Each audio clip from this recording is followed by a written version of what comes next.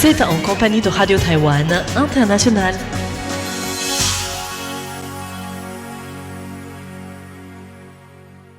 Bonjour à toutes et à tous et bienvenue sur Radio Taïwan International. C'est Sasa qui vous présente le programme de ce jeudi 13 novembre 2025. Tout d'abord, Lisa Dufaux vous présentera l'actualité taïwanaise du jour. Je vous rejoindrai ensuite pour le décryptage. Nous irons à la rencontre de l'Association des tortues en action qui promeut la décroissance à partir d'exemples déjà existants à Taïwan. Dans l'émission Taïwan en ébullition, François-Xavier Boulet fera le point sur l'intelligence artificielle agentique. Et pour celles et ceux qui nous écoutent sur Internet, dans Graines de Business, Valentin Floquet vous parlera d'un fonds d'investissement en capital risque qui a effectué une levée de fonds impressionnante.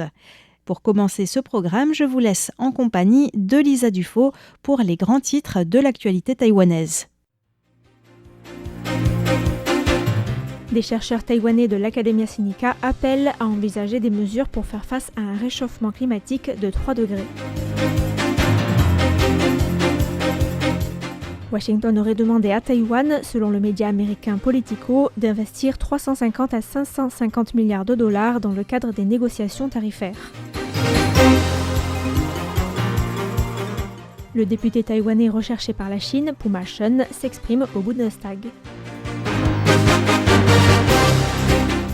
Bonjour à tous et bienvenue sur l'antenne française de Radio Taïwan International. Ici Lisa Dufaux pour vous présenter le journal de l'actualité de ce jeudi 13 novembre.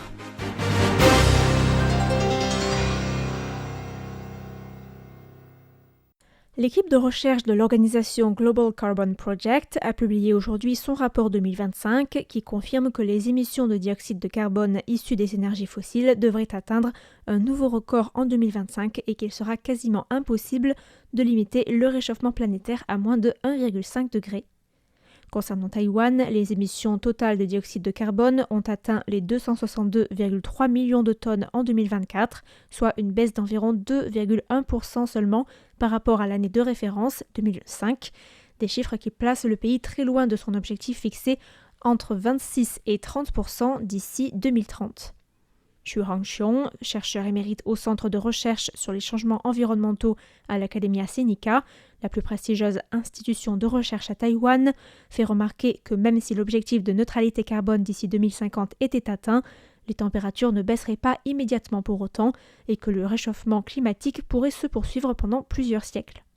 Le chercheur ajoute que des mesures devaient être envisagées pour faire face à une hausse du réchauffement située entre 2,5 et 3 degrés. Xu Hangxiong prend l'exemple des précipitations extrêmes et affirme qu'avec une hausse de 1 degré, la probabilité des fortes pluies augmente de 14%. Ainsi, avec les prévisions actuelles d'une augmentation de 2 à 3 degrés, Taïwan pourrait connaître une augmentation de plus de 20% de ce phénomène, avec des dégâts tels que les inondations, les glissements de terrain qui vont avec.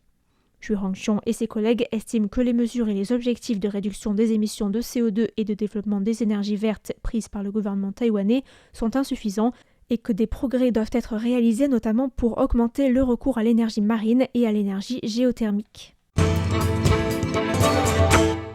Le média américain en ligne Politico a rapporté que les États-Unis auraient demandé à Taïwan d'investir dans le cadre des négociations tarifaires avec l'administration Trump entre 350 et 550 milliards de dollars américains, soit entre 300 et 465 milliards d'euros aux États-Unis afin d'obtenir des conditions douanières plus favorables. L'agence de presse taïwanaise CNA indique qu'en juillet, le gouvernement taïwanais réfléchissait à accroître les investissements taïwanais aux États-Unis pour atteindre les 300 à 400 milliards de dollars taïwanais pour obtenir une réduction du taux de 20% de droits de douane imposé par le président américain Donald Trump sur les produits taïwanais exportés vers le marché américain et pour annuler les doubles taxations. Taipei cherche également à négocier, pour les exportations de semi-conducteurs, une clause de la nation la plus favorisée auprès du département du commerce américain, qui conduit actuellement une enquête sur la base de la section 232 du Trade Expansion Act de 1962. Politico cite des sources proches du dossier selon lesquelles Taïwan espérerait, à condition que le shutdown prenne fin, finaliser un accord d'ici fin novembre. Les mêmes sources affirment également que l'administration Trump est en train de négocier une clause demandant à Taïwan d'investir des milliards de dollars aux États-Unis, à l'image des accords passés précédemment avec la Corée du Sud et le Japon, qui se sont engagés à investir respectivement 350 et 550 milliards de dollars américains aux États-Unis. Le Premier ministre Zhou Rongtai a réagi aujourd'hui en précisant que les négociations bilatérales étaient toujours en cours sur la base du modèle taïwanais et que certaines informations n'avaient pas encore été confirmées. Le cadre de nos négociations a toujours été basé sur le modèle taïwanais que nous avons proposé, qui implique que des fabricants taïwanais investissent de manière autonome aux États-Unis. Le gouvernement taïwanais fournit des garanties financières et en contrepartie, les deux gouvernements faciliteront et apporteront des aides nécessaires dans la création de futurs parcs industriels. Certaines des informations qui circulent actuellement n'ont pas été confirmées et ces dernières n'auront aucune incidence sur le contenu ni sur le déroulement des négociations en cours entre les deux parties.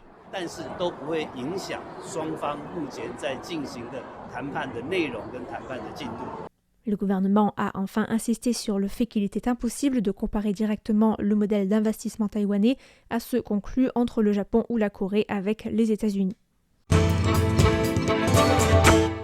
Le député taïwanais du DPP et cofondateur de l'Académie Kuma, qui fait de la formation à la protection civile, Puma Shen, que la Chine a récemment placé sur la liste des personnes recherchées pour promotion de l'indépendance de Taïwan, s'est exprimé hier devant la Commission des droits de l'homme et de l'aide humanitaire du Parlement allemand.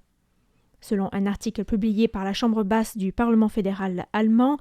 Puma Shen faisait partie des 6 experts invités à s'exprimer devant la commission parlementaire du Bundestag sur la désinformation menée par les États autocratiques visant à affaiblir la démocratie et à menacer les droits de l'homme. Interrogé par les journalistes à la fin de l'audition, Puma Shen a confié avoir partagé son expérience en tant que député taïwanais et en tant que spécialiste de la lutte contre la désinformation. Ont également été abordées la campagne chinoise de désinformation qui affecte à la fois l'Europe et Taïwan, ou encore la manière dont la Russie et la Hongrie diffusent des fausses informations à travers l'Europe. Notons que dimanche, un expert judiciaire chinois a déclaré sur la chaîne de télévision d'État chinoise CCTV que le député taïwanais devait être poursuivi via Interpol, l'Organisation internationale de police criminelle, et d'autres accords bilatéraux d'aide judiciaire conclus entre la Chine et d'autres pays. Ces propos ont suscité des inquiétudes à Taïwan, certains craignant que Puma Shen ne soit arrêté lors d'un déplacement à l'étranger et extradé vers la Chine. Mardi, Puma Shen a déclaré dans une vidéo publiée sur Facebook qu'il n'avait pas peur de la menace chinoise visant à le traquer dans le monde entier, selon ses mots, déclarant également, je cite, que pendant très longtemps, la Chine avait usé d'actions coercitives pour tenter de faire taire des Taïwanais. Notons que plusieurs ministères et agences gouvernementales de Taïwan ont récemment accusé la Chine de pratiquer une juridiction au bras long,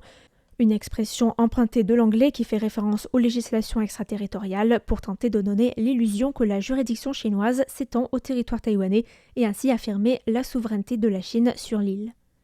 La Commission ministérielle des Affaires continentales a rappelé aujourd'hui que toute personne physique ou morale fournissant des informations conformément aux avis de récompense émis par la Chine à l'encontre des personnes recherchées pourrait encourir une peine d'emprisonnement de 7 ans ou plus selon la gravité de l'infraction sur la base de la loi sur la sécurité nationale, de la loi sur le service national de renseignement ou encore du code pénal taïwanais.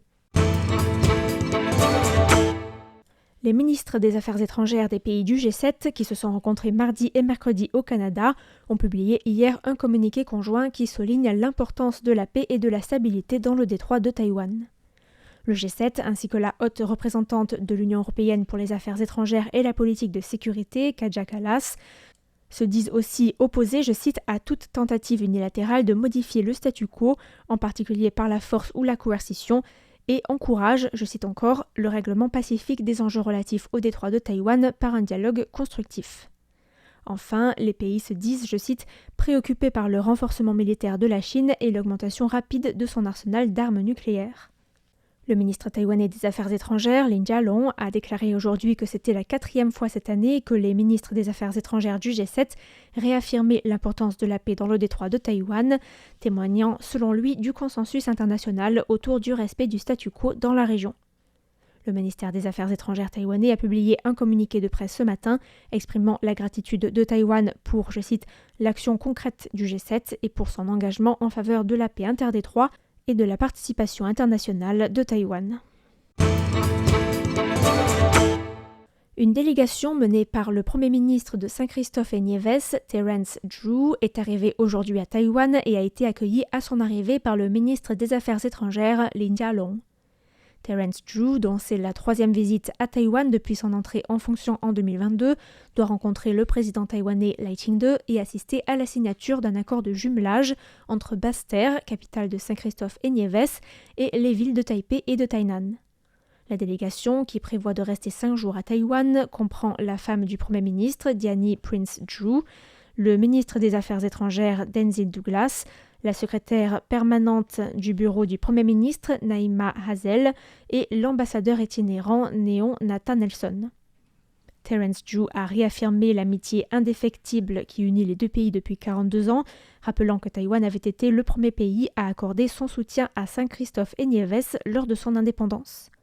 Le Premier ministre a aussi salué les réalisations de Taïwan dans les domaines des hautes technologies, de l'innovation et de l'éducation, affirmant que chaque rencontre offrait à son pays l'opportunité d'apprendre, de progresser et d'explorer de nouvelles opportunités pour son développement. Le gouvernement a approuvé aujourd'hui un budget spécial pour la reconstruction de la zone sinistrée par le débordement du lac de Phatta'an à Hualien. Ce budget spécial, de montant de 27 milliards de dollars taïwanais, soit 750 millions d'euros, vise à réaménager la structure de la rivière Phatta'an, ou Matayan en mandarin, dans le comté de Hualien, mais aussi à financer les travaux de réparation et de reconstruction du pont de la rivière Phatta'an et les mesures de surveillance et d'intervention liées au barrage naturel qui s'est formé en amont dans la montagne. Le budget doit aussi financer des projets de prévention et de contrôle du sol et du sable et de logement temporaire des familles de la zone sinistrée. Le texte approuvé par le gouvernement répond à une loi spéciale adoptée par le Parlement qui alloue une somme de 30 milliards de dollars taïwanais, soit 830 millions d'euros, pour la reconstruction de la zone sinistrée par le débordement du barrage et demande au gouvernement de préparer un budget détaillé. Ce budget proposé par le gouvernement sera donc soumis par la suite à l'adoption du Parlement. Le projet de budget spécial comprend une enveloppe de 27 milliards, auquel s'ajoutent 3 milliards réservés à des besoins ultérieurs. Sur les 27 milliards, le ministère de l'économie doit recevoir 9,1 milliards pour la gestion de la rivière Phatta'an et celle de Hualien et du barrage, pour le renforcement de la résilience du réseau électrique face aux catastrophes et pour la réparation des équipements d'approvisionnement en eau, mais également pour financer des subventions pour réduire les factures d'eau et d'électricité des ménages sinistrés et pour financer des prêts aux entreprises basées dans la zone sinistrée. Les ministères des Transports, de l'Agriculture et de l'Environnement recevront au total plus de 4 milliards pour divers projets, notamment pour la reconstruction du pont de la rivière Phatta'an, pour financer la réhabilitation des terres agricoles et des projets de mise en jachère, ainsi que des subventions aux collectivités locales pour le tri et l'élimination des déchets sableux et d'autres déchets déposés par l'inondation. Le ministère de l'Intérieur recevra quant à lui 2,8 milliards de dollars pour subventionner les collectivités locales dans des projets de drainage et d'autres projets de réparation des systèmes d'égouts et des travaux d'assainissement, ainsi que des travaux de réparation d'urgence des routes, des ponts et des infrastructures publiques. Cette enveloppe doit aussi financer la distribution d'aides et l'aménagement de logements temporaires pour les foyers sinistrés. Par ailleurs, 600 millions sont prévus pour financer des prêts à la population autochtone ou encore des prêts pour aider au paiement des intérêts des prêts contractés. Enfin, 100 millions doivent être accordés au ministère de la Santé pour financer la reconstruction des bâtiments et des équipements médicaux. La Haute Cour de Taïwan a confirmé hier son jugement concernant l'ex-conseiller municipal de Keelung, Han Liang-je, condamné à 7 ans et 4 mois de prison pour détournement de fonds publics.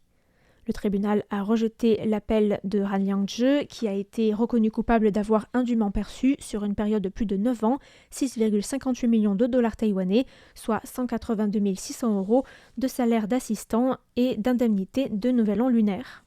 Han Liang-je a effectué 3 mandats au conseil municipal de Keelung de mars 2006 à décembre 2018, tantôt sous la bannière du Kuomintang, tantôt sous celle du Parti du peuple d'abord, le Kuomintang, puis en tant qu'indépendant.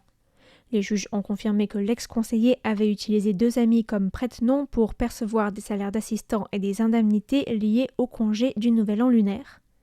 Han Liang-je a nié les faits qui lui ont été reprochés, affirmant que les fonds avaient été utilisés pour des dépenses publiques, notamment pour le recrutement d'assistants privés ou encore pour les frais courants de son bureau. L'ex-conseiller municipal a finalement été condamné sur la base de la loi anticorruption dans une décision qui est désormais finale. Sa peine est accompagnée d'une privation de droits civiques pour une durée de 3 ans et d'une confiscation des sommes indûment perçues. Ainsi s'achève le journal de l'actualité de ce jeudi 13 novembre qui vous était présenté par Lisa Dufaux. Merci à tous pour votre écoute et à bientôt sur Radio Taïwan International.